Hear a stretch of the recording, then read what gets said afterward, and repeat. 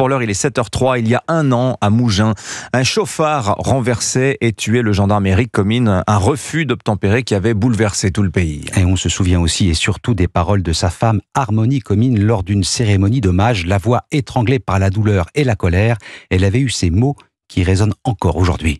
Je l'affirme haut et fort, la France a tué mon mari.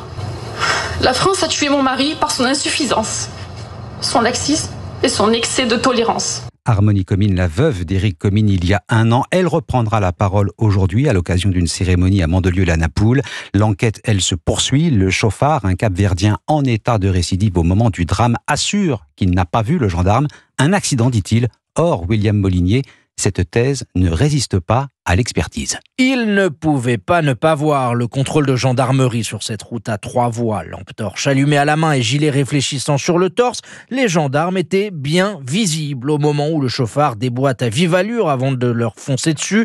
Aucune trace de freinage, au contraire, une accélération pied au plancher, un acte criminel et en aucun cas un accident, rappelle maître Pauline Rago, l'avocate de la veuve d'Éric Comines. Ce n'est pas un accident qui a eu lieu, ce n'est pas non plus, et je tiens à le rappeler ici, un simple refus d'obtempérer qui aurait mal tourné. C'est un acte criminel. Ce qui s'est passé, c'est qu'il a vu le contrôle routier, puis il a vu le gendarme et il a décidé, en conscience, de le percuter de plein fouet. Il a tué et il a fui. Les experts ont même modélisé en 3 dimensions la scène de crime de façon à geler les champs de vision des uns et des autres. Éric Comines se trouvait bel et bien dans celui du chauffard. Ce Cap-Verdien avait déjà été condamné à 2 ans de prison pour conduite en état d'ivresse, sous stupéfiants et sans permis de conduire.